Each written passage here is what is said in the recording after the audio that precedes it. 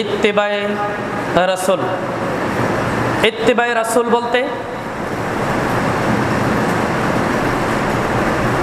রাসূল সাল্লাল্লাহু আলাইহি ওয়াসাল্লামের অনুসরণ। আল্লাহ তাআলা আমাকে যদি কথা বলার মতো তৌফিক এনায়েত করেন, এর উপরে কিছু কথা বলে আমি আমার খুতবা ইতি করব ইনশাআল্লাহ। ওমা তৌফিক ইল্লা বিল্লাহ, আলাইহি তাওয়াক্কালতু ওয়া ইলাইহি উনীব। সম্মানিত হাজিরিন, রমজান মাস, সবাই আমরা সিয়াম রয়েছি। সিয়াম থাকা অবস্থায় অনেকক্ষণ ধরে খুতবা শুনলেও কেমন কেমন লাগে, সেই কারণে আমরা খুব সংক্ষেপে আলোচনা করার চেষ্টা করব। আর সাথে আমি অসুস্থও বটে, আমার জন্য দোয়া করবেন অবশ্যই। তো আজকে যে বিষয়টি আমরা নির্ধারণ করেছি যে ইত্তেবায়ে রাসূল, এমন একটি বিষয় যেই বিষয়টি মানলেই জান্নাত। সুবহানাল্লাহ বলবেন না? যেই বিষয়টি মানলেই জান্নাত। আল্লাহ রাব্বুল আলামিন বলছেন সূরা মুহাম্মদ 33 নম্বর আয়াতে আল্লাহ রাব্বুল আলামিন বলছেন, ইয়া আইয়ুহাল্লাযিনা আমানু, হে ঈমানদারগণ, হে বিশ্বাসীগণ, আতিউল্লাহ, তোমরা আল্লাহকে মান্য করো, ও আতিউর রাসূল, তোমরা রাসূলকে মান্য করো। এক নম্বর কি? আতিউল্লাহ, তোমরা আল্লাহকে মান্য করো। দ্বিতীয় নম্বর কি? আতিউর রাসূল, আল্লাহ রাসূল সাল্লাল্লাহু আলাইহি ওয়াসাল্লামকে মান্য করো। যদি এই দুইটার ভিতরে মানার দিক থেকে একটু কম বেশ হয়ে যায়, ওয়ালা তুবতিলু আমালাকুম, তাহলে তোমাদের সমস্ত আমল নষ্ট হয়ে যাবে। সমস্ত আমল কি হয়ে যাবে? নষ্ট হয়ে যাবে। কি করলে নষ্ট হবে? আল্লাহ রাসূল সাল্লাল্লাহু আলাইহি সাল্লামের ইত্তেবা, অনুসরণ এবং আনুগত্য আল্লাহর, এই দুইটা বিষয় নিয়ে আসতে হবে সামনে। দুইটাকে কোনো রকমভাবে একটু একটাকে বেশি প্রাধান্য দিলাম, একটাকে কম প্রাধান্য দিলাম, এরকম নয়। বুঝেন, আল্লাহ এবং তার রাসূলকে কি করতে হবে? যথাযথভাবে, সমানভাবে আল্লাহর স্থানে আল্লাহ, রাসূল সাল্লাল্লাহু আলাইহি সাল্লামের স্থানে রাসূল সাল্লাল্লাহু আলাইহি সাল্লামকে রেখে আমাদের ইত্তেবা করতে হবে, অনুসরণ করতে হবে, আনুগত্য করতে হবে। তাহলেই আমরা জান্নাতে প্রবেশ করতে পারব। প্রিয় হাজিরিন, এছাড়া আমরা সকলেই জানি যে সূরা আল ইমরান 31 নম্বর আয়াতে আল্লাহ রাব্বুল আলামিন বলছেন, কুল ইন কুনতুম তুহিব্বুনাল্লাহ ফাত্তাবিউনি ইউহিব্বুকুমুল্লাহ ওয়া ইয়াগফির লাকুম যুনুবাকুম ওয়াল্লাহু গফুরুর রহিম। কুল ইন কুনতুম তুহিব্বুনাল্লাহ, যদি তোমরা আমাকে মানতে চাও, আপনারা যেভাবে বোঝেন, যদি তোমরা আমাকে কি করতে চাও? মানতে চাও, আমাকে যদি পেতে চাও, তাহলে তোমরা কি করো? তোমরা নবীকে অনুসরণ করো। স্পষ্ট না? তাহলে নবীকে অনুসরণ করার মাধ্যমেই কি করতে হবে? আল্লাহকে আমাদের পেতে হবে। এবার আসেন, নবীর অনুসরণ আমরা কতটুকু করেছি? আজকে আমরা নবীর যে হাদিস, বলেন হাদিস কি? হাদিস কি? আল্লাহর ওহী। আচ্ছা, কুরআন এবং হাদিস, এই কুরআন এবং হাদিসের কথা বারবার বলা হচ্ছে এবং আমাদের সমাজে একটা ফিতনা দেখা দিয়েছে। সেই ফিতনা হচ্ছে শুধু কুরআন মানতে হবে, হাদিস মানা যাবে না। আছে না? বলেন তো দেখি, যে হাদিসের কথা বলা হচ্ছে, আল্লাহর ওহী হাদিস, কুরআন কি হাদিস নয়? কুরআন অবশ্যই হাদিস, উত্তম হাদিস। ফাইন্না খায়রাল হাদিসি কিতাবুল্লাহ, আল্লাহর কুরআন হচ্ছে কি? উত্তম হাদিস। তাহলে অবশ্যই আল্লাহর কুরআন মানতে হবে এবং সাথে সাথে আল্লাহ রাসূল সাল্লাল্লাহু আলাইহি সাল্লামের হাদিসও আমাদের কি করতে হবে? মানতে হবে। এবার আসেন, আমরা যেটা বলছিলাম, যে পয়েন্টে আমরা যাচ্ছি সেটা হচ্ছে এই, যে আজকে আমরা আমাদের সমাজে হাদিস না মেনে হুজুর মানি। আজকে আমরা আমাদের সমাজে কি করি? হাদিস নামে কি করি? হুজুর মানি। যেমন উদাহরণস্বরূপ, আমরা আহলুল হাদিসরা এই দেশের বুকে বারবার একটা কথা আপনাদেরকে বলে আসছে। দেখেন তো আপনারা লক্ষ্য করেছেন কিনা? ইযা গরাবাতুশ শামস, যখনই সূর্য ডুবে যায় তখনই আফতারাস সাইম, সাইম কি করবে? ইফতারি করবে। যখনই সূর্য ডুবে যায় সাইম কি করবে? ইফতারি করবে, বলেছেন নবী মুহাম্মদ রাসূলুল্লাহ সাল্লাল্লাহু আলাইহি সাল্লাম। আর এটা হলো হাদিস। ইজা গরাবাতিশ শামস ফাকাদ আফতারা সাইম, যখনই সূর্য ডুবে যায় তখনই ইফতারি করবে, বলেছেন নবী মুহাম্মদ রাসূলুল্লাহ সাল্লাল্লাহু আলাইহি সাল্লাম। এটা কি হাদিস? আমরা বারবার বলে আসছি, আহলুল হাদিস ও আলেম উলামা বারবার বলে এসেছে, বারবার তাদেরকে ফিতনাবাজ বলেছে, বলে নাই? বারবার তাদেরকে ফিতনাবাজ বলেছে, ইহুদিদের দালাল বলেছে, খ্রিস্টানদের এজেন্ট বলেছে, আরো যত যা বলা যায় সব গালি তারা দিয়েছে। আজকে বলুন তো দেখি, আমাদের ইফতারের 1 মিনিট আগে কেন ইফতারি হচ্ছে? তার মানে ওরা হাদিস মানে না, ওরা মানে কি? হুজুর। কথা, আমার কথা বুঝতেছেন আপনারা? কথা বলেন। ওরা হাদিস মানে না, ওরা মানে কি? হুজুর মানে। ওই যে ইসলামিক ফাউন্ডেশন থেকে দিয়ে দিয়েছে লিখে, তাই ওরা মানতেছে। অথচ হাদিস আজীবন আমরা বললাম, হাদিস আমরা আজীবন বললাম যে ইজা গরাবাতিশ শামস, যখনই সূর্য ডুবে যায় ফাকাদ আফতারাস সাইম, সাথে সাথে রোজাদার সিয়াম পালনকারী ব্যক্তি ইফতারি করবে। কোনোদিন মানে নাই, বরঞ্চ তারা আমাদেরকে গালি দিয়েছে। আমাদেরকে কি করেছে? গালি দিয়েছে। বলুন, আল্লাহ রাসূল সাল্লাল্লাহু আলাইহি সাল্লামের অনুসরণ, আল্লাহ রাসূল সাল্লাল্লাহু আলাইহি সাল্লামের ইত্তেবা এটা হলো। আল্লাহ রাসূল সাল্লাল্লাহু আলাইহি সাল্লামের ইত্তিবা তখন হবে যখন হাদিস পেয়েছি, হাদিস পাওয়ার সঙ্গে সঙ্গে ওটাকে আমি মেনে নিয়েছি। ওটা তো আল্লাহ রাসূল সাল্লাল্লাহু আলাইহি সাল্লামের আনুগত্য, অনুসরণ। ওটা তো ইত্তেবায়ে রাসূল। যখন ইত্তেবায়ে রাসূল, আমরা আল্লাহর নবী সাল্লাল্লাহু আলাইহি সাল্লামের অনুসরণ করব, আনুগত্য করব, তখন তো আমরা জান্নাতে যাব। আল্লাহ রাসূল সাল্লাল্লাহু আলাইহি সাল্লামের আনুগত্য বাদে ব্যতি রেখে আমরা কেউ জান্নাতে প্রবেশ করতে পারবো? কোনোদিন সম্ভব? কোনোদিন নয়। ঠিক এমনি ভাবে আজকে দেখেন, এই যে নিয়তের যে বিষয়গুলো আমরা বললাম, এই জুম্মার গত জুম্মায় বলেছিলাম প্রথমের দিকে যে নিয়তের যে বিষয়গুলো আসছে, এখন আজকে আমাদের সমাজে নিয়ত নিয়ে যে আলোচনাটা আমি করলাম, ভাইরে যে পরিমাণ তাতে গালি আসতেছে নিয়ত নিয়ে, মানে তুই জারজ সন্তান পর্যন্ত, মানে আমি জারের সন্তান পর্যন্ত তারা আমাকে বলছে। বলুন তো দেখি, এই নিয়তের একটা হাদিস কি তারা এখনো পর্যন্ত দিতে পেরেছে? কথা বলেন। এখনো পর্যন্ত একটা হাদিস, ওই যে নিয়তগুলো বানিয়েছে মুখে বলার হাদিস, এখনো পর্যন্ত একটাও দিতে পেরেছে? অথচ বারবার আমরা বলছি, আল্লাহ রাসূল সাল্লাল্লাহু আলাইহি সাল্লাম বলেছেন কি, ইন্নামাল আমালু বিন্নিয়াত, প্রত্যেকটা কাজ তার নিয়তের উপর নির্ভর করবে।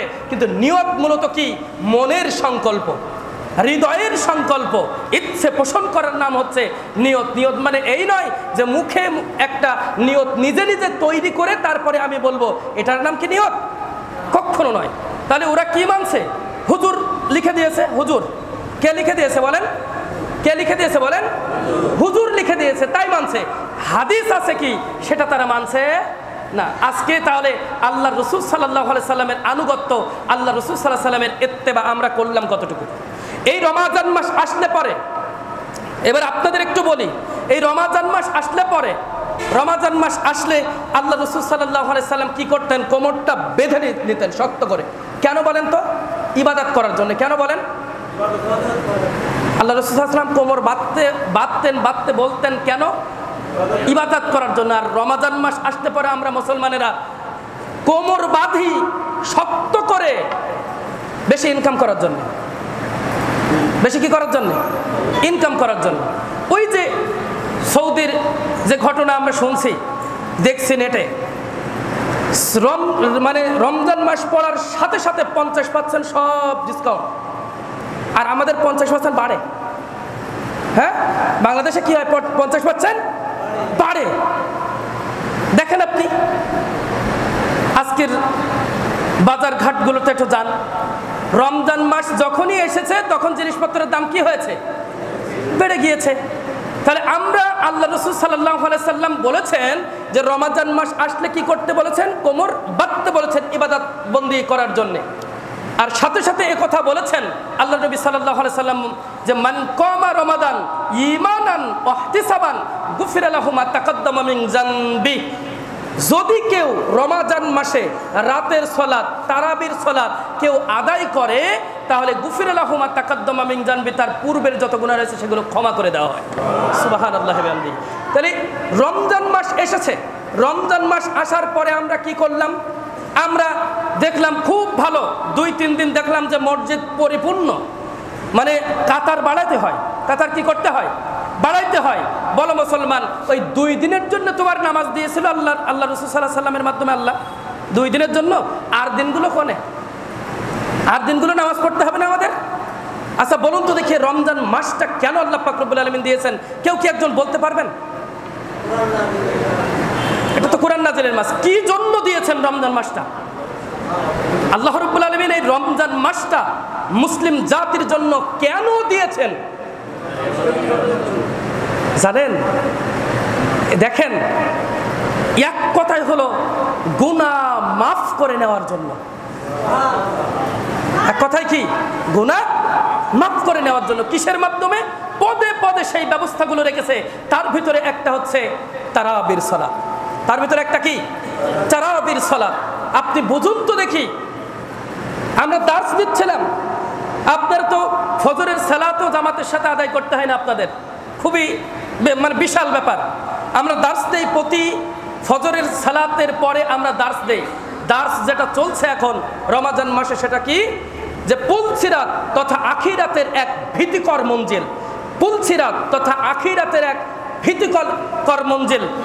আল্লাহ নবী সাল্লাল্লাহু আলাইহি সাল্লাম বলেছেন যে এই পুলসিরাতটা হবে জাহান্নামের মধ্যবর্তী একটা স্থান দিয়ে এই পুলসিরাতটা হবে। এই সাঁকো, একটা পোল, একটা ব্রিজ, যেটা বুঝেন, এটা হবে কিভাবে? কোথায়? জাহান্নামের মধ্যবর্তী স্থান দিয়ে হবে।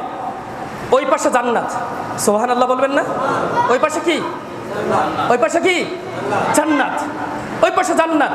তো এই যে পুলসিরাত বেয়ে যখন যাচ্ছে, যার যত আমলের পাল্লা ভারী, সে তত দ্রুত জান্নাতে প্রবেশ করবে। ওই পুল, ওই সাঁকো তত দ্রুত, যার যত আমলের পাল্লা ভারী, সে তত দ্রুত কি করতে পারবে? সে তত দ্রুত ওই পুল, ওই সাঁকো পার হয়ে জান্নাতে প্রবেশ করতে পারবে। সুবহানাল্লাহ বিহামদি। আপনি ভাবছেন আমল কেন? যার একেবারেই কম আমল, তারপরেও জান্নাতে যাওয়ার মতো উপায় আছে, তাদের জন্য নবী রাসূলগণ, পয়গম্বরগণ বলতে থাকবে, আল্লাহুম্মা সাল্লিম, আল্লাহুম্মা সাল্লিম সাল্লিম, আল্লাহুম্মা সাল্লিম সাল্লিম।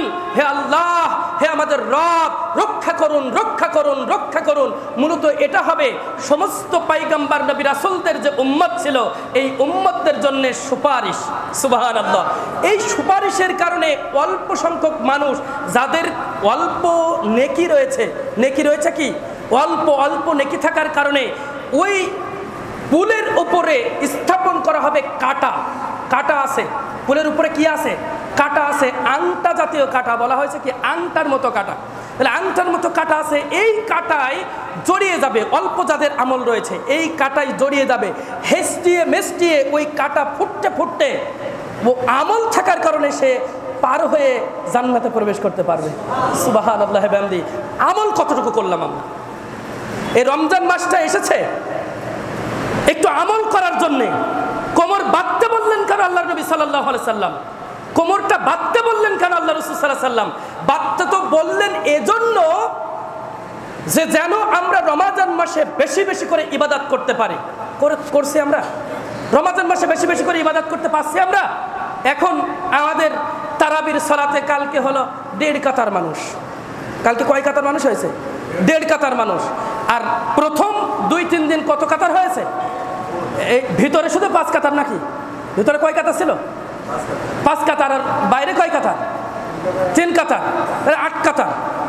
এই 8 কাতার মানুষ, 7-8 কাতার মানুষ, 1.5 কাতার মানুষ। আর মানুষগুলো কোথায় গেল? তার মানে ওদের আমলের দরকার নেই। ওদের কি দরকার নেই? আমলের দরকার নেই। একবার একটু ভাবুন তো দেখি, একবার একটু ভাবুন তো দেখি, এই যে রমজান মাস আজকে পেলাম, সামনে আর এই রমজান মাস আমি পাবো কিনা? নাও তো পেতে পারি। বলেন, তাহলে এই রমজান মাসটা পেলাম, সারা বছর আমরা ইবাদত বন্দেগী বেশি বেশি করতে পারি না, সারা বছর আমরা তাহাজ্জুদের সালাত আমরা আদায় করতে পারি না। এই একটা মাস আমরা পেলাম। বলুন তো দেখি, যে একটা মাস যখন আমরা পেয়েছি আর জামাতের সাথে সালাতটা আদায় করতে পারছি ইমামের পেছনে, জামাতের সাথে ইমামের পেছনে সালাতটা আদায় করতে পারছি, আর যদি এই নফল সালাতটা আদায় করি তাহলে আল্লাহ নবী সাল্লাল্লাহু আলাইহি সাল্লাম বলেছেন যে গুফিরাত লাহু মা তাকাদ্দামা মিন দানবি, পূর্বের যত গুনাহ রয়েছে সেগুলো ক্ষমা করে দেওয়া হবে। সুবহানাল্লাহি ওয়া বিহামদিহি। এত বড় ফজিলত, এত বড় ফজিলতপূর্ণ একটি আমল, এটা আমরা ছেড়ে দিয়েছি কেন? আমাদের ব্যবসা বাণিজ্য করতে হবে কেন? বাকি 11টা মাস কি করেছিলেন? বাকি 11টা মাস কি করেছিলেন? আপনি তো শুনতে শুনতে শুনতে শুনতে বয়স তো আপনার 60, বয়স আপনার 55, 60, 70 বয়স হয়ে গিয়েছে। শোনেন নাই কখনো যে রমজান মাস আসলে পরে বেশি বেশি করে ইবাদত বন্দি করতে হয়? এটা শোনেননি আপনি? তাহলে বাকি 11টা মাস আপনি কি করবেন? বাকি 11টা মাস আপনি ব্যবসা করবেন, বাকি 11টা মাস আপনি ইনকাম করবেন। একটি মাস আল্লাহর জন্যে একটু কম বেচাকেনা বা কম ব্যবসা, কম কাজবাজ এগুলো করা যায় না? একটু আমরা পারি, কিন্তু আমরা কি, আমরা কখনো এই হাদিসগুলি উপলব্ধি করিনি, কখনো আমরা পরকালের কথা চিন্তা করিনি, পরকালের কথা কখনো আমরা চিন্তা করিনি যে মিজানের পাল্লা রয়েছে, মিজানের পাল্লা। একজন সাহাবী আল্লাহর নবী সাল্লাল্লাহু আলাইহি সাল্লামকে বলছেন, ইয়া রাসূলুল্লাহ সাল্লাল্লাহু আলাইহি সাল্লাম, আমি আপনাকে কোথায় গিয়ে খুঁজবো? ওপারে গিয়ে আমি আপনাকে কোথায় গিয়ে খুঁজবো? প্রথমে বললেন হচ্ছে যে তোমরা প্রথমেই খুঁজবে, তুমি প্রথমেই আমাকে খুঁজবে ওই যে পোল, ওই যে জাহান্নামের উপর দিয়ে পোল, সাঁকো, এই যে পুলসিরাত, এই পুলসিরাতের কাছে গিয়ে খুঁজবে। যদি পুলসিরাতের কাছে না পাই তাহলে কোথায় গিয়ে খুঁজবো? বলছে তখন তুমি মিজানের পাল্লার কাছে গিয়ে খুঁজবে। কিসের পাল্লা? মিজানের পাল্লার কাছে গিয়ে খুঁজবে। এরপরে যদি মিজানের পাল্লার কাছে না পাই তখন আমরা কোথায় খুঁজবো? তখন বলছেন যে তোমরা হাউজে কাউসারের নিকট গিয়ে খুঁজবে। সুবহানাল্লাহ ওয়া বিহামদিহি। তাহলে আমরা কখনো ভাবিনি মিজানের পাল্লা রয়েছে। মিজানের কি রয়েছে? সবাই উপলব্ধি করেন একটু। এই দেখেন, কেউ ঘুমাচ্ছে কি দেখেন তো, কেউ ঘুমাচ্ছে কি দেখেন তো।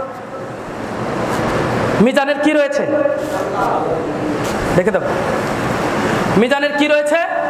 পাল্লা রয়েছে। মিজানের পাল্লা, পাপের পাল্লা আর নেকির পাল্লা। পাপের পাল্লা আর কি? নেকির পাল্লা। মানে বদ আমলের পাল্লা, খারাপ আমলের একটা পাল্লা আছে, আবার ভালো আমলের একটা পাল্লা আছে, তাই না? ভালো আমলের একটা পাল্লা আছে, তাই না?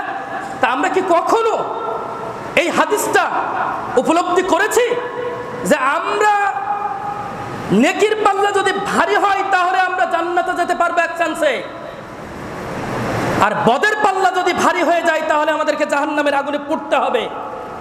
এটা কি কখনো উপলব্ধি করেছি আমরা? যদি করতাম সত্যিকার অর্থে, একদিনও আমরা তারাবির সালাত ছেড়ে দিতাম না। তারাবির সালাত ছেড়ে দিতাম না, কারণ এটা রমজানে স্পেশাল ইবাদত আল্লাহ তাআলার তরফ থেকে আমাদের জন্য দিয়েছেন। সুবহানাল্লাহ বলি। আল্লাহ রাব্বুল আলামিন স্পেশাল ভাবে রমজানের কি দিয়েছেন বলেন? রমজানের কি দিয়েছেন? স্পেশাল ইবাদত দিয়েছেন। অথচ আমরা এই ইবাদতগুলো আমরা নিতে রাজি নই। তার মানে আমাদের নেকির পাল্লা অনেক ভারী হয়ে গিয়েছে, যার ফলে আর আমাদের দরকার নেই। নেকির পাল্লা এত ভারী হয়েছে আর আমাদের দরকার নেই। 11টি মাস আমরা ইনকাম করেছি, সময় কাটিয়েছি, কিন্তু একটি মাস আমি আল্লাহর জন্য খাস করে আমি নিতে পারলাম না। বলুন আমার মতো হতভাগ্য আর কে আছে? তাই তো আল্লাহ রাসূল সাল্লাল্লাহু আলাইহি ওয়াসাল্লাম বলছেন, রমাদান মাস পাওয়ার পরেও যে ব্যক্তি তার গুনাহ ক্ষমা করে নিতে পারলো না, তার মতো হতভাগা আর কে আছে? রমাদান মাস পেয়েছে কিন্তু গুনাহ সে কি করতে পারলো না? ক্ষমা করে নিতে পারলো না, ক্ষমা করে নিতে পারলো না। আরেকটা বিষয় একটু বলি আপনাদেরকে, যে তৃতীয় নম্বরে আল্লাহ নবী সাল্লাল্লাহু আলাইহি ওয়াসাল্লামকে যেখানে গিয়ে পাবে, হাউজে কাউসারের নিকট গিয়ে যেখানে পাচ্ছে, হাউজে কাউসারের নিকট গিয়ে পাবে। শুধুমাত্র 3টি জায়গা নাই, এটা হচ্ছে উল্লেখযোগ্য 3টে জায়গা। মোট 8টি জায়গায় আল্লাহ নবী সাল্লাল্লাহু আলাইহি ওয়াসাল্লাম আমাদের জন্য সুপারিশ করবেন। মুখ বুজে বসে আছেন? মোট কয়টি জায়গায়? মোট 8টি জায়গায় আল্লাহর নবী সাল্লাল্লাহু আলাইহি ওয়াসাল্লাম আমাদের জন্য সুপারিশ করবেন। সুবহানাল্লাহ, সুবহানাল্লাহ। তো এখানে যে উল্লেখযোগ্য 3টে জায়গার কথা বলেছে, সর্বশেষ হচ্ছে হাউজে কাউসারের নিকট। কোথায়? হাউজে কাউসারের নিকট। এই হাউজে কাউসারের নিকটে যেতে পারবে না বিধর্মীরা। যেতে পারবে না কারা? বিধর্মীরা যেতে পারবে না হাউজে কাউসারের নিকট। যেতে পারবে না। যারা ঈমান আনয়ন করার পরেও শিরকে লিপ্ত হয়েছে তারা যেতে পারবে না। প্রথমে কাদের কথা বললাম? হাউজে কাউসারের নিকট যেতে পারবে না কারা? বিধর্মীরা। দ্বিতীয় নম্বরে হাউজে কাউসারের নিকট যেতে পারবে না কারা? যারা ঈমান আনয়ন করার পরেও শিরক করেছে তারা যেতে পারবে না। তৃতীয় নম্বরে বিদআতীরা যাবে। কারা যাবে? বিদআতীরা যাবে। আর চতুর্থ নম্বরে ঈমানদার মুমিন মুমিনা পরহেজগার বান্দা বান্দিরা যাবে। সুবহানাল্লাহ। এরপরে বিদআতীরা যখন যাচ্ছে হঠাৎ করে আল্লাহর নবী সাল্লাল্লাহু আলাইহি সাল্লামের সামনে দিয়ে একটা পর্দা পড়ে গেল। পর্দা পড়ে যাবে। যেই পর্দা পড়ে যাবে আল্লাহর নবী সাল্লাল্লাহু আলাইহি সাল্লাম বলবেন এরা তো আমার উম্মত। আল্লাহর নবী সাল্লাল্লাহু আলাইহি সাল্লামকে বলা হবে যে আপনি জানেন না আপনার মৃত্যুর পরে এরা বানিয়ে বানিয়ে বিদআতি আমল সমূহ করেছিল। যখনই এটা শুনবে আল্লাহর নবী সাল্লাল্লাহু আলাইহি সাল্লাম তখনই সাথে সাথে বলবে সৌকান সৌকান, দূর হয়ে যা দূর হয়ে যা। ওদেরকেও তাড়িয়ে দেওয়া হবে, ওরাও জান্নাতে যেতে পারবে না। তাহলে বিধর্মীরা জান্নাতে যেতে পারবে না। যারা ঈমান আনয়ন করার পরে শিরকের সাথে তাদের আমল সংমিশ্রিত করেছে তারাও ওই হাউজে কাউসারের নিকট যেতে পারবে না, মানে জান্নাতে যেতে পারবে না। তৃতীয় নম্বরে বিদআতি যারা আছে তারাও জান্নাতে যেতে পারবে না। এরপরে মুমিন মুমিনা বান্দা বান্দি যারা আছে, মুমিন মুমিনা বান্দা বান্দি যারা জান্নাতে যেতে সক্ষম, যাদের আমলের পাল্লা ভারী, ওদেরকে আল্লাহর নবী সাল্লাল্লাহু আলাইহি সাল্লাম কি করবেন? পেয়ালা আছে, বহু পেয়ালা আছে হাউজে কাউসারের নিকট, ওই পেয়ালাতে পানি নিয়ে নিয়ে স্বয়ং মুহাম্মদুর রাসূলুল্লাহ সাল্লাল্লাহু আলাইহি সাল্লাম মুমিন মুমিনা বান্দা বান্দীদের পানি পান করাবেন। একবার আল্লাহ নবী সাল্লাল্লাহু আলাইহি সাল্লাম বলছেন একবার যাকে পানি পান করানো হবে আর জীবনেও সে পিপাসিত হবে না। সুবহানাল্লাহ সুবহানাল্লাহ। আর জীবনে কি হবে না? পিপাসিত হবে না। আপনি ভাবছেন তাহলে আমাদের কি করতে হবে? আমলের পাল্লাটা ভারী করতে হবে। তো আমলের পাল্লা ভারী করার একটা মাস হচ্ছে রমাজানুল মুবারক মাস। কি মাস?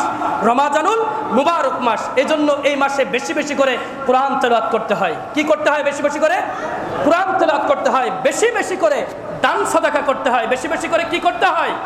দান সাদাকা করতে হয়। বিশেষ করে রমাজান মাসে মানুষের দান সাদাকা এমনি একটু বেড়ে যায়। তবে একটা হাদিস শোনাই দানকারীদের ফজিলত সম্পর্কে। বহু হাদিস তো আমরা শুনেছি যে আল্লাহর নবী সাল্লাল্লাহু আলাইহি সাল্লাম বলেছেন, যে এই হাদিসগুলো শুনে আসছি যে যে ব্যক্তি দান করলো সে জান্নাতের জমিন কিনে নিল। সুবহানাল্লাহ সুবহানাল্লাহ বলবেন না? না, শুনতে শুনতে শুনতে শুনতে সব একেবারে সত্যি তাই।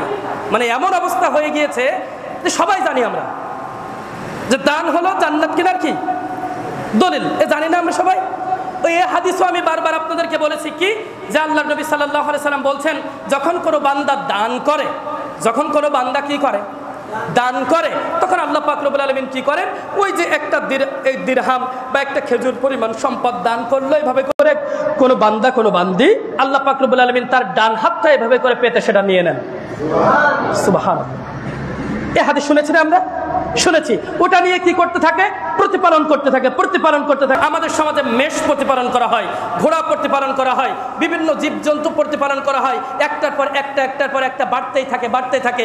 আল্লাহ পাক রব্বুল আলামিন ওই একটা দিরহাম একটা টাকা নিয়ে কি করবেন?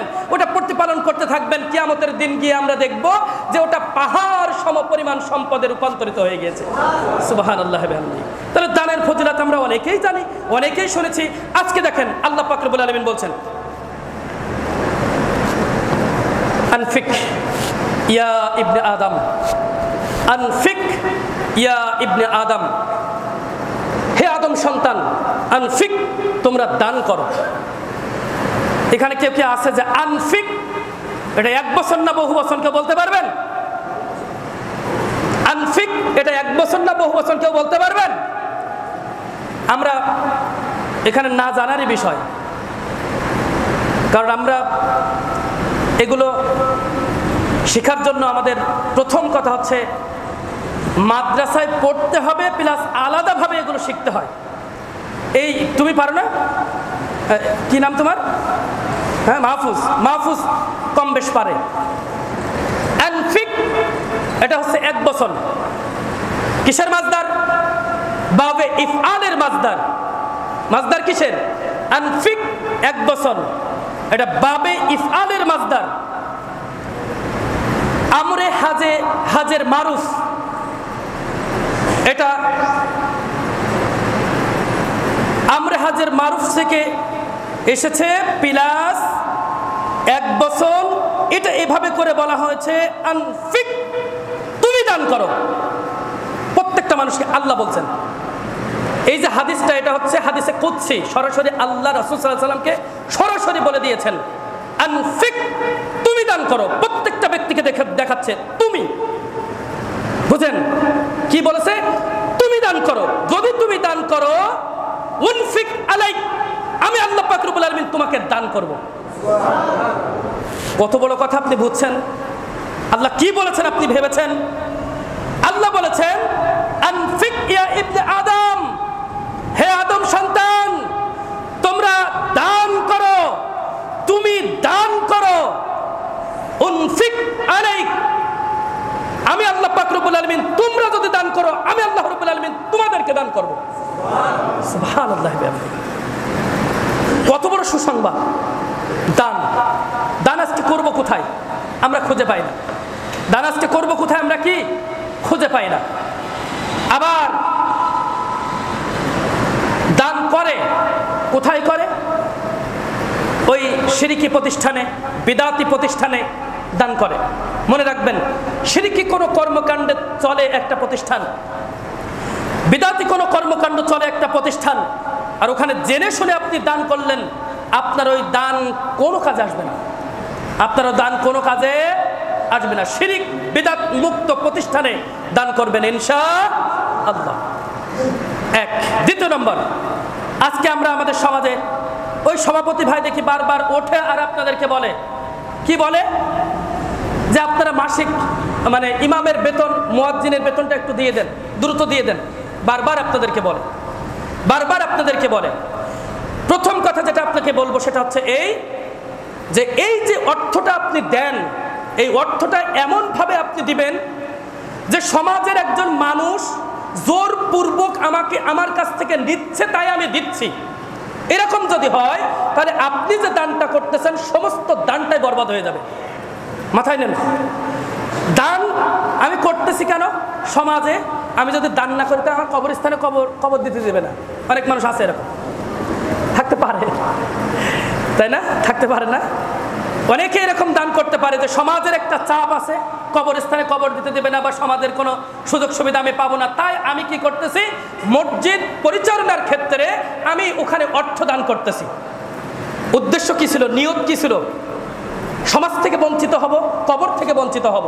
তাহলে এই যে অর্থটা আপনি দান করতেছেন, এই দানটা আপনার কোনো কাজে আসবে না। আর আপনি যদি এরকম মনে করেন মসজিদ পরিচালনার জন্যে অবশ্যই অর্থ দরকার, ইমাম দরকার, মুয়াজ্জিন দরকার, তাহলে ওখানে আমি টাকা দিলে ওটা হবে সদকায়ে জারিয়া। সুবহানাল্লাহ বলবেন না? আপনি বুঝতে পারছেন কিনা আমি জানি না। সদকায়ে জারিয়া কেন? আমি আব্দুল্লাহ আল মামুন ইমাম আপনাদের, ওই অর্থ আমি নেই, ওই অর্থ নিয়ে আমি আমার পরিবার পরিচালনা করি এবং আমি যে লেখাপড়া করি এবং দাওয়াতি কার্যক্রম করি, এই দাওয়াতি কার্যক্রমের মাধ্যমে যত মানুষ পরিবর্তন হবে, এই দাওয়াত পেয়ে সঠিক পথে আসবে, আমার যে নেকি হচ্ছে সেটা তো আপনি পাবেনই, আর যত মানুষ এটা দিয়ে উপকৃত হতে থাকবে তত মানুষের নেকি আপনার আমলনামায় যাবে। কতদিন? আপনি মৃত্যুর পরেও পেতে থাকবেন, আপনি মৃত্যুর পরেও পেতে থাকবেন। সদকায়ে জারিয়া, সদকায়ে জারিয়া করবেন, সদকায়ে জারিয়া করবেন। আপনাকে বারবার বলতে হয় কেন? আমার এই বিষয়টা খুব খারাপ লাগে যে মসজিদের টাকা দেওয়ার জন্যে আপনার ইমাম, আপনার ইমাম, কার ইমাম বলেন তো? কার ইমাম? আমি কার ইমাম? সবাই বলছেন না কেন? আমি কার ইমাম? আমি কার ইমাম? ও তা আপনার ইমাম না খেয়ে থাকবে, সমস্যায় থাকবে, আর আপনি পেট পূর্ণ করবেন সব, আপনি ভালোভাবে চলবেন সব জায়গায়, আর আপনার ইমাম না খেয়ে থাকবে, এটা আপনারা চান? আপনার ইমামের সমস্যা হবে, এটা আপনারা চান? তাহলে আপনারা কি করবেন? 11 মাস আপনারা প্রস্তুতি গ্রহণ গ্রহণ করবেন, মাস পড়ার সঙ্গে সঙ্গে, রমাজান মাস পড়ার সঙ্গে সঙ্গে আমরা এই টাকাটা দিয়ে দেবো ইনশাআল্লাহ। এরপরে যেটা বলছিলাম, সদকায়ে জারিয়া করবেন। দান সাদকা তো আমরা সবাই করি, তাই না? দান সাদকা আমরা সবাই করি না? দেখেন ওই যে হাদিসটা আমরা বলছিলাম যে আনফিক ভাবে ইফআলের মাসদার থেকে এসেছে আনফিক। আপনি বুঝুন যে আনফিক এমন একটি শব্দ, দানের বিষয় আসছে। বলুন দান কত প্রকার? আমরা সবাই দান করি, আবার দান নেও বটে। বলুন দান কত প্রকার? জানি আমরা? কেউ জানি না। দান দুই প্রকার। দান কয় প্রকার? দুই প্রকার। এক হচ্ছে ফরজ দান, আর একটা হচ্ছে নফল দান। একটা কি দান? ফরজ দান। একটা কি দান? নফল দান। ফরজ যাকাত, ওশর, ফিতরা, এগুলো কি? যাকাত যদি নিসাব পরিমাণ সম্পদের মালিক হন তাহলে আপনাকে দিতেই হবে, ফরজ। ওশর যদি আপনি নিসাব পরিমাণ সম্পদের মালিক হন, ওই যে জমির যে ফসলের বিষয় আসছে, তাহলে আপনাকে কি করতে হবে? ওশর দিতেই হবে। 3 নম্বর ফিতরা, ধনী গরিব ছোট বড় যারাই আছে, সামনের দিন আমরা আলোচনা করবো ফিতরা নিয়ে বিস্তারিত, যারাই আছে সকলকে দিতে হবে। তাহলে এটাও কি? ফরজ। এবার আসেন মিরাস, সম্পত্তি বন্টন ওয়ারিসের, এটাও কি? ফরজ। নফল ইবাদত কি? নফল ইবাদত এই যে আমরা সব সময়ের জন্য মসজিদে একটা কটু পাইলাম, দান করলাম, ওখানে একটা ভিক্ষুক পাইলাম, দান করলাম, আছে না? এরকম আছে। এগুলো কি ইবাদত? নফল ইবাদত। এরকম আর যা আছে এরকম সব কি নফল হয়ে যাবে, নফল ইবাদত হয়ে যাবে। তাহলে নফল ইবাদত বলতে নফল দান। এবার আমি বলি ফরজ তো আপনাকে দিতেই হবে। ফরজ আপনাকে কি? সবাই বলেন, ফরজ দিতেই হবে। নফল কি? আপনি ইচ্ছে করলে দিতে পারেন, নাও দিতে পারেন, তাই না? এইবার আসেন, এই দুইটি বিষয় আপনি দিচ্ছেন, আপনার ওই যে একটা নেকি আছে, ওগুলো নেকিটা আপনি পাচ্ছেন। কিন্তু সদকায়ে জারিয়া যেটা মৃত্যুর পরেও পাবেন, এই মসজিদ করা হবে, এই মসজিদ করা হবে। মসজিদে যদি একটা ইট কিনে দেন, কয়টা ইট? আমি কিন্তু বলিনি যে আপনি মসজিদ একা করে দিন। একটা ইট আপনার সামর্থ্য আছে একটা ইট কিনে দেওয়ার, একটা ইট কিনে দিয়েছেন।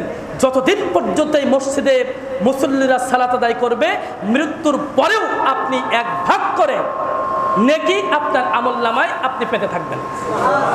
এই যে একটা ফ্যান কিনে দিলেন, একটা ফ্যান আপনি এখন মৃত্যুবরণ করলেন, একটা ফ্যান কিনে দিলেন। এই ফ্যানের বাতাস যতদিন পর্যন্ত মানুষ এই বাতাস গ্রহণ করবে, আরাম পাবে, ইবাদত বন্দি করবে, ওই ইবাদতের ভাগ থেকে আপনি একটা ভাগ পেয়ে যাবেন। কিন্তু আল্লাহ রাসূল সাল্লাল্লাহু আলাইহি ওয়াসাল্লাম বলছেন যে এদের কিন্তু কমবে না। যাদের জন্য যাচ্ছে তার ইবাদত, এদের ইবাদত থেকে কমছে না, কিন্তু ওই পরিমাণ বা যে পরিমাণ সে দান করেছে সেই দানের পরিমাণ সে কি করছে? সে নেকি কবরে গিয়ে পেতে থাকছে। একটা গাছ পুঁতে দিলেন, একটা গাছ পুঁতে দিলেন এমন একটা জায়গায় যে রৌদ্র, সেখানে একটা গাছ পুঁতে দিলেন, একটা কল পুঁতে দিলেন। আছে না অনেক জায়গায় কল নেই, কল পুঁতে দিলেন। এগুলো কি? সদকায়ে জারিয়া। এরকম সদকায়ে জারিয়া। এই যে আমরা বারবার শুনতেছি যে তাবলীগ ইজতেমার মাঠ ক্রয় করা হবে এবং সেখানে আহলে হাদিসদের বিশ্ববিদ্যালয় করা হবে। বিশাল ব্যাপার না? বিশাল ব্যাপার না? সেখান থেকে কি বের হবে? সেখানে কি হবে? আপনারা কি কখনো ভেবেছেন সেখানে কি হতে পারে? কি হচ্ছে, কি হবে? একজন মানুষের বসার জায়গার দাম হচ্ছে মাত্র 2500 টাকা। বলেন, যদি একজন মানুষের বসার জায়গার দাম আমি 2500 টাকা দিয়ে দেই, আপনি বলুন তো দেখি যে কিয়ামত পর্যন্ত যদি ওইটার উপরে যদি কার্যক্রম চলতে থাকে দিনের দাওয়াতের, তাবলীগ ইজতেমার মাঠ মানে কি? দিনের দাওয়াতের কি কার্যক্রম হবে। আর ওই যে বিশ্ববিদ্যালয় করা হবে, ওই বিশ্ববিদ্যালয় থেকে যত ডিগ্রিধারী আলেম বের হবে, তারা কত নেকি তারা অর্জন করবে, ওই অনুযায়ী তারা মানুষদেরকে দাওয়াত দিবে, ওই অনুযায়ী মানুষদেরকে দাওয়াত দিচ্ছে, তারা আমল করতেছে। এই যে নেকি নেকি নেকি নেকি নেকি নেকি মৃত্যুর পরেও আপনার যেতে থাকবে। মানে এমন জায়গায় দান করবেন, সদকায়ে জারিয়া করে দেবেন। প্রত্যেকটা মানুষকে বলছি, আমি প্রত্যেকটা মানুষকে বলছি যে আপনারা সবাই কি করবেন? সদকায়ে জারিয়া করে যাবেন মৃত্যুর আগে। মৃত্যুর আগে সদকায়ে জারিয়া করে গেলে আপনার কি হবে? সুবিধা কি? সুবিধাটা একটু বলি, সেটা হচ্ছে এই যে আমাদের পাপের পাল্লা ভারী হবে না নেকির পাল্লা ভারী হবে আমরা তো কেউ জানি না। যদি পাপের পাল্লা ভারী হয়ে যায় তাহলে আমাদেরকে জাহান্নামের আগুনে আমাদের নিক্ষেপ হতে হবে। কিন্তু ওই যে সাজা একটা দেওয়া হবে, শাস্তি একটা দেওয়া হবে, এদিক থেকে যে আপনি সদকা জারিয়া করেছিলেন না, এটা পেতে থাকবেন, এটা পেতে থাকবেন। সুবহানাল্লাহ বলি, এটা পেতে থাকবেন আর কবরে এটা পেতে থাকবেন, আর ওই যে শাস্তি ওটা মাফ হতে থাকবে। সুবহানাল্লাহ, শাস্তি মাফ হতে থাকবে। এজন্য সদকা জারিয়া আপনারা করে যাবেন ইনশাআল্লাহ। তাহলে এর ভিতরে আমি দানের বিষয় বললাম। এক হচ্ছে মসজিদ কেন্দ্রিক যে দান, এটা রমজান মাস পড়ার সাথে সাথে আপনারা দেওয়ার চেষ্টা করবেন ইনশাআল্লাহ। পারবো তো ইনশাআল্লাহ?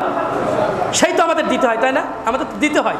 তাহলে আমরা কেন দেরি করব? আর উদ্দেশ্য নিয়ত হবে খালেস নিয়ত। মাথায় রেখেন, সামাজিক চাপে জন্য এগুলো করবেন না। প্রিয় হাজির, আলোচনা অনেক ছিল, অনেক নিয়ে আসছিলাম, কিন্তু সময় সংক্ষেপ, সময় যে আমাদের সাড়া দেয় না। আর রমজান মাস, কষ্ট হচ্ছে, আপনাদেরও হচ্ছে, আমারও হচ্ছে। তো সংক্ষিপ্তভাবে আমরা যেটা দেখছিলাম যে আল্লাহর রাসূল সাল্লাল্লাহু আলাইহি সাল্লামের ইত্তেবা, অনুসরণ, এই যে দান করব আমরা যে দান করব, এই দানটা হচ্ছে আল্লাহর নবী সাল্লাল্লাহু আলাইহি সাল্লামের ইত্তেবা, অনুসরণ। কারণ এই দানটা করতে বলেছেন আল্লাহ তাআলা, আল্লাহর নবী সাল্লাল্লাহু আলাইহি সাল্লামের মাধ্যমে আমাদেরকে দানটা করতে বলেছেন। তাহলে যখনই দান করতেছি আমরা, তখনই ওটা কি হচ্ছে? আল্লাহর নবী সাল্লাল্লাহু আলাইহি সাল্লামের অনুসরণ, ইত্তেবা হচ্ছে। বিষয়টা ক্লিয়ার কিনা?